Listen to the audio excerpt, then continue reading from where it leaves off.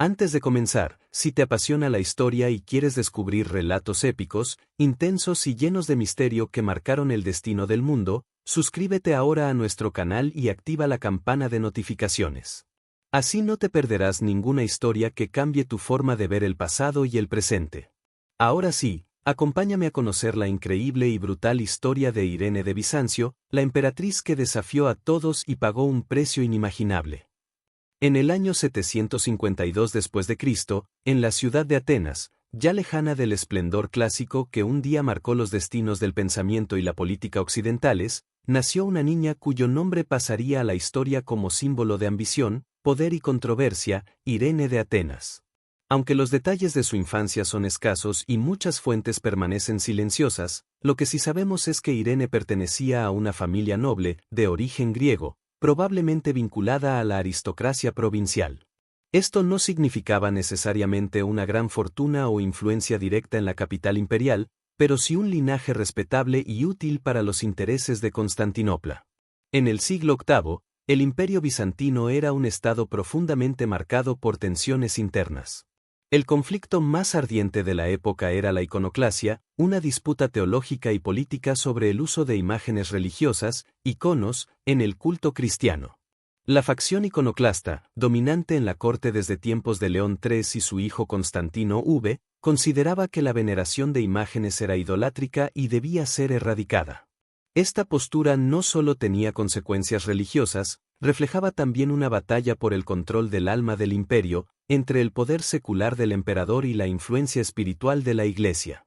En este contexto de lucha ideológica, el matrimonio entre Irene y el joven León IV, hijo de Constantino V, no fue una simple unión doméstica, sino una jugada política de gran alcance.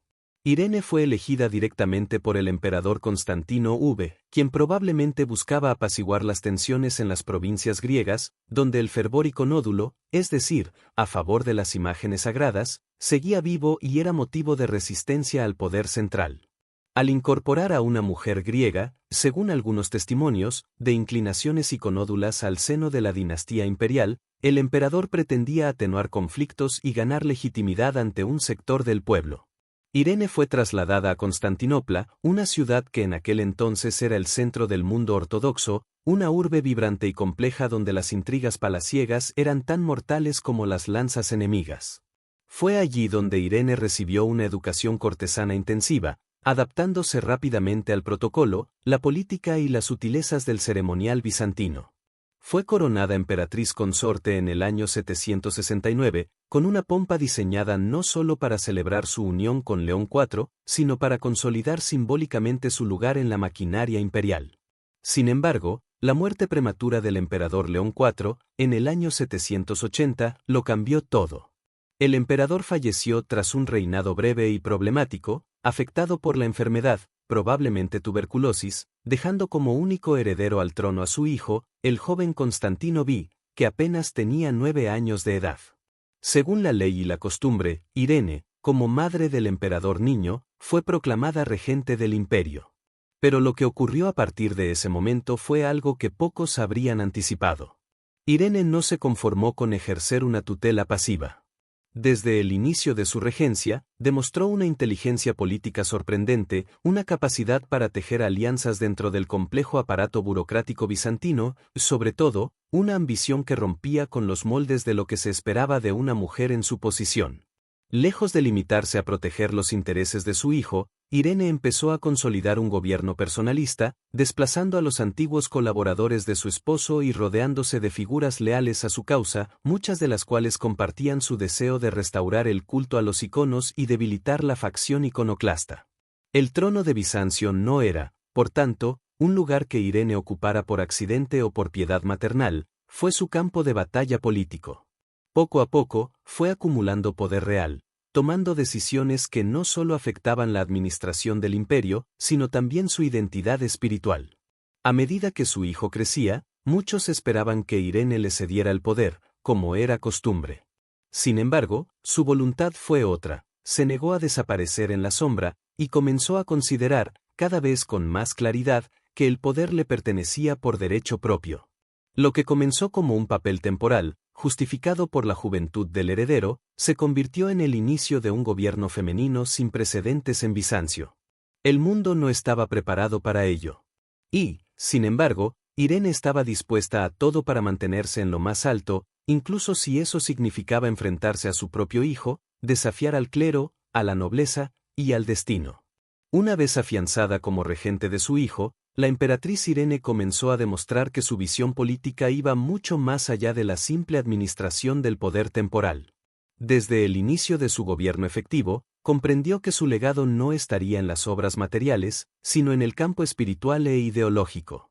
En un imperio desgarrado por décadas de conflictos teológicos, Irene encontró en la religión la llave para legitimar su autoridad y dejar una huella indeleble en la historia bizantina.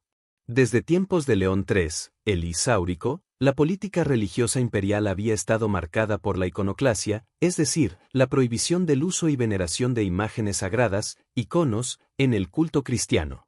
Este movimiento, impulsado por la creencia de que las imágenes eran una forma de idolatría, había generado una profunda fractura entre el poder imperial y los sectores más tradicionales de la Iglesia ortodoxa, especialmente los monjes y los fieles del interior del imperio. Además, la iconoclasia había sido útil para centralizar el poder imperial, ya que debilitaba la autoridad de los monasterios y del patriarcado, reforzando el control estatal sobre los asuntos espirituales. Irene, sin embargo, era una iconódula convencida, es decir, defensora del culto a los iconos. Su fe, profundamente enraizada en las tradiciones ortodoxas griegas, la llevó a considerar la iconoclasia no solo como un error teológico, sino como un atentado contra la unidad espiritual del pueblo bizantino. A esto se sumaba una motivación política de fondo. La restauración del culto a las imágenes representaba también una forma de obtener el apoyo de los monjes, los clérigos rurales y amplios sectores de la población, marginados por las políticas anteriores.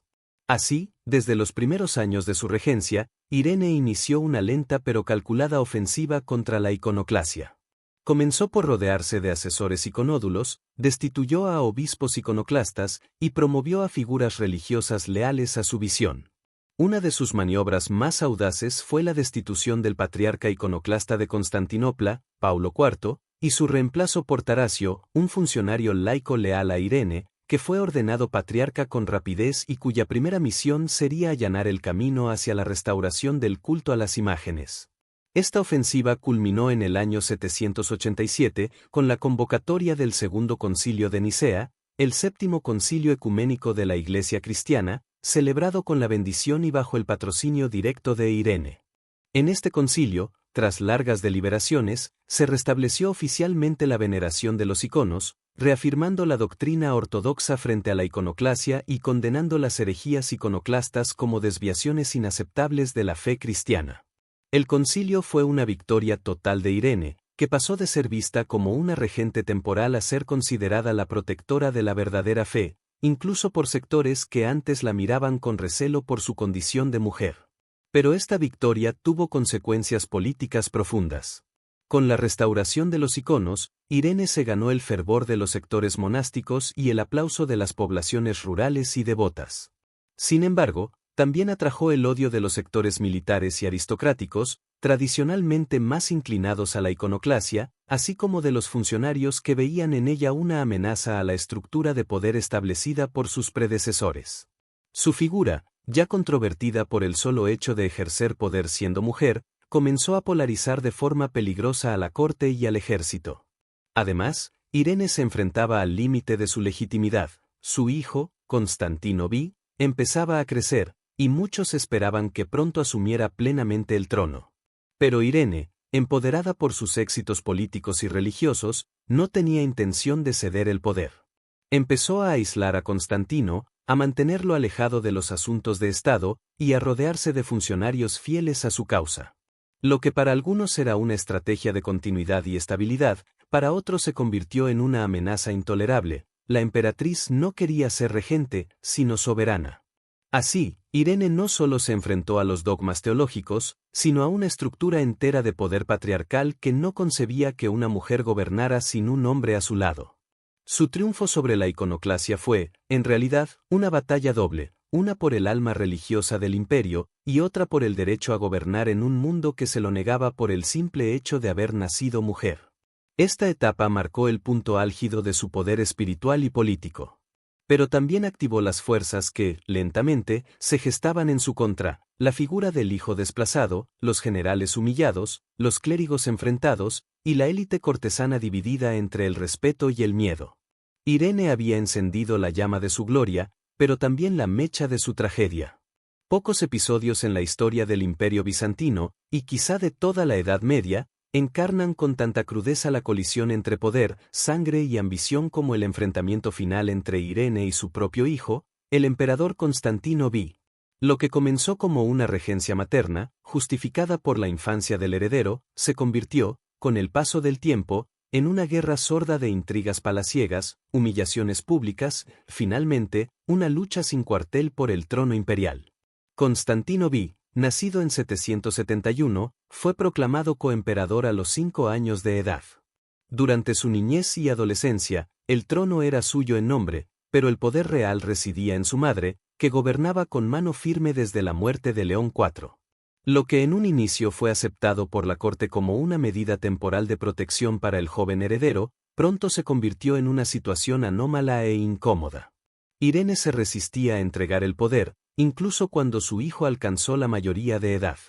Esto no pasó desapercibido para la nobleza ni para el ejército, que empezaron a ver en la figura de Constantino una esperanza de restauración del orden patriarcal y militarista que Irene había debilitado.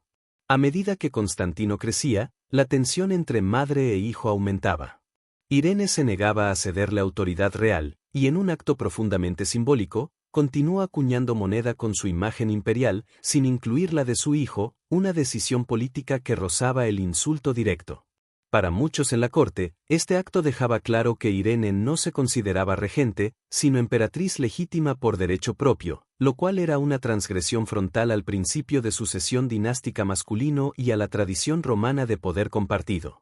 Constantino, por su parte, trató de afirmarse progresivamente, pero carecía del carácter y el apoyo necesarios para imponerse con fuerza. Su juventud, su falta de carisma militar y su inseguridad hicieron de él una figura fácilmente manipulable por sus consejeros, que comenzaron a incitarlo contra su madre. En el año 790, tras varios roces de poder, se produjo un intento serio de golpe contra Irene, encabezado por oficiales del ejército que apoyaban a Constantino. Irene fue arrestada y apartada temporalmente del poder. El hijo asumió el control, pero su gobierno resultó débil, errático y torpe, lo que permitió a Irene maniobrar en las sombras para recuperar influencia. No pasó mucho tiempo antes de que Irene regresara al poder como coemperatriz, utilizando el descontento creciente con el gobierno de su hijo. Constantino cometió varios errores que erosionaron aún más su popularidad. Entre ellos, el divorcio de su esposa, María de Amnia, y su matrimonio con su amante Teodota, en un escándalo conocido como la querella muequiana. Este acto provocó la ira del clero y de los monjes, antiguos aliados de Irene, que ahora volvían a mirar a la emperatriz como el símbolo del orden moral y religioso que Constantino había quebrado. Aprovechando la caída de su hijo en la opinión pública y el resentimiento de los sectores religiosos y aristocráticos, Irene orquestó lentamente su venganza. En el año 797, con frialdad calculada, dio el golpe definitivo. Su guardia personal arrestó a Constantino V en el palacio de Porfirio. El joven emperador fue llevado a una cámara secreta, y allí, en un acto que helaría la sangre del mundo cristiano, fue cegado por orden de su madre. Este hecho no fue una simple usurpación. Fue una ruptura brutal de los vínculos más sagrados, el de la maternidad, el de la sangre, el del derecho natural. Constantino, probablemente murió poco después por las heridas, aunque oficialmente su muerte no se reconoció. Irene, por su parte, asumió el trono como única emperatriz del Imperio bizantino, sin corregente, sin hijo, sin esposo y sin límites. Su ascenso marcó un hito histórico. Por primera vez, una mujer reinaba sola sobre el Imperio romano de Oriente. Pero su victoria tuvo un sabor amargo. La figura de Irene empezó a ser vista con horror por algunos sectores de la corte. El asesinato de su hijo no solo fue interpretado como un crimen atroz, sino también como una ofensa divina. En la mentalidad medieval, una madre que destronaba a su propio hijo representaba un trastorno del orden natural y divino, una inversión de los valores más profundos del cristianismo y del ideal imperial. Desde ese momento, el trono que tanto deseó se convirtió también en una corona de espinas. El pueblo murmuraba, el ejército desconfiaba, y los diplomáticos extranjeros veían en ella una figura inestable. Aunque aún detentaba el poder formal, el prestigio de Irene comenzó a desmoronarse. La tragedia se había consumado, Irene había conquistado el imperio, pero había perdido el alma de Bizancio. El crimen de cegar a su propio hijo le había dado a Irene el trono absoluto del imperio bizantino, pero también la había condenado. Desde ese momento, su autoridad ya no se asentaba sobre la legitimidad, sino sobre el miedo y el silencio, y en Bizancio, donde la política era un delicado equilibrio entre lo sagrado, lo simbólico y lo pragmático, ese tipo de poder absoluto era insostenible. Desde el año 797 hasta el 802, Irene gobernó como emperatriz única. Sin corregente. Sin hijo. Sin la figura masculina que tradicionalmente daba cobertura a la soberanía imperial. En teoría, era la Basilisa, la reina emperatriz, pero en los documentos oficiales adoptó el título pleno de autocrator, reservado exclusivamente a los emperadores varones. Fue la primera mujer en toda la historia del Imperio Romano en gobernar sola con pleno derecho imperial. En esos 5 años de gobierno, Irene intentó restaurar su imagen.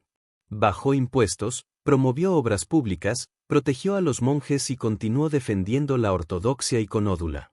Sin embargo, el espectro del parricidio político la perseguía, y ningún gesto de piedad podía borrar la mancha de haber destruido a su propio hijo por ambición. Al interior del imperio, la corte estaba dividida. Los generales la consideraban débil, incapaz de enfrentar las amenazas externas, especialmente las de los búlgaros y los árabes. El ejército, que nunca había aceptado del todo a una mujer como soberana, la observaba con creciente desconfianza. Mientras tanto, la nobleza de Constantinopla empezaba a ver en su gobierno no una era de estabilidad, sino una anomalía peligrosa que debía ser corregida. Y en el exterior, los efectos de su gobierno se sintieron con fuerza. En el año 800, mientras Irene seguía en el trono, el Papa León III coronó en Roma a Carlomagno como emperador de los romanos, alegando que el trono romano estaba vacante, ya que ninguna mujer podía ocupar legítimamente ese título. Este gesto fue una bofetada diplomática a Constantinopla, una fractura simbólica irreversible entre Oriente y Occidente. Irene, según algunas crónicas occidentales, llegó a considerar casarse con Carlomagno para reunificar el Imperio Romano, pero nunca pasó de una fantasía diplomática. En medio de este desmoronamiento lento, la traición final no vino de enemigos externos, sino de su círculo más íntimo. En el año 802, un grupo de altos funcionarios del palacio y del tesoro imperial, hartos de la debilidad de su gobierno, preocupados por las finanzas del Estado y temerosos del vacío político, se conjuraron en secreto. Al frente de esta conspiración se encontraba Nicéforo, el logoteta del tesoro, ministro de finanzas, un burócrata astuto, discreto y enormemente ambicioso. El golpe fue limpio, rápido y sin sangre. En la noche del 31 de octubre de 802, Irene fue arrestada en su propio palacio sin resistencia. Al amanecer del 1 de noviembre, Nicéforo fue proclamado emperador por el Senado y el ejército. No hubo rebelión, ni revueltas, ni lamentos en la ciudad. El silencio fue total. Bizancio, pragmática como siempre, ya había girado la página. Pero el destino aún guardaba para Irene un último acto de humillación, el exilio. Fue enviada a la isla de Lesbos, lejos de Constantinopla, separada de su corte, de sus riquezas, de sus templos, de su mundo. Allí, en la ciudad de Mitilene, vivió sola y olvidada, sin trono, sin familia, sin seguidores. Sus ropajes imperiales fueron reemplazados por vestimentas humildes.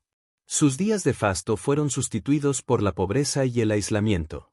Según las fuentes más aceptadas, murió en el año 803, apenas un año después de su caída. Sin ceremonia, sin sepulcro oficial, sin epitafio digno de una emperatriz. La mujer que una vez había gobernado el Imperio Romano de Oriente murió como una sombra sin historia. No se sabe con certeza si fue enterrada en una tumba anónima o si fue sepultada viva por sus carceleros, como sugieren algunas leyendas tardías. Lo que sí es cierto es que la memoria de Irene fue borrada deliberadamente de muchos registros oficiales durante los años siguientes.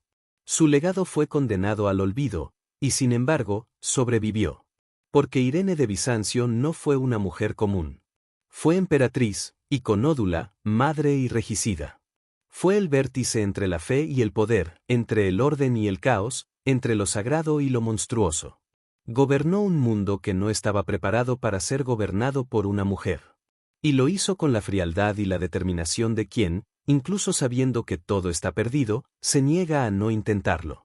La figura de Irene de Bizancio sigue siendo una de las más controvertidas y fascinantes de toda la historia medieval.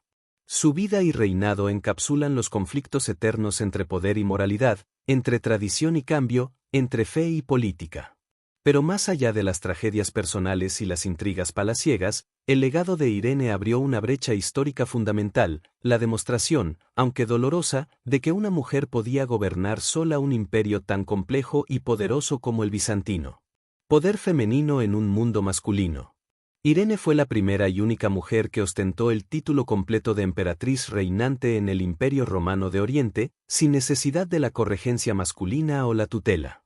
Su ascenso desafió radicalmente las estructuras patriarcales que dominaban la política, la sociedad y la Iglesia. A pesar de la brutalidad de sus métodos, su reinado mostró que la autoridad femenina podía ser efectiva, legítima y decisiva, aunque costara sangre y traiciones. Este hecho tuvo un impacto duradero, aunque no inmediato. El imperio tardaría siglos en volver a aceptar una mujer en el trono, y la sombra de Irene fue utilizada por sus detractores para reforzar la idea de que el poder femenino era anómalo y peligroso. Sin embargo, para las generaciones posteriores, especialmente en épocas de crisis, su figura se convirtió en símbolo de la tenacidad y la lucha por el poder en un mundo que la negaba. Restauradora de la ortodoxia y la unidad religiosa. Uno de los aportes más duraderos y menos controvertidos de Irene fue su papel en la restauración del culto a los iconos. Con la convocatoria del Segundo Concilio de Nicea en 787, no solo puso fin a décadas de conflictos iconoclastas, sino que marcó un punto de inflexión en la historia religiosa de Bizancio y de la cristiandad en general. La victoria de los iconódulos fortaleció la Iglesia ortodoxa, asentó la identidad bizantina y reafirmó la relación simbiótica entre el poder imperial y la autoridad religiosa.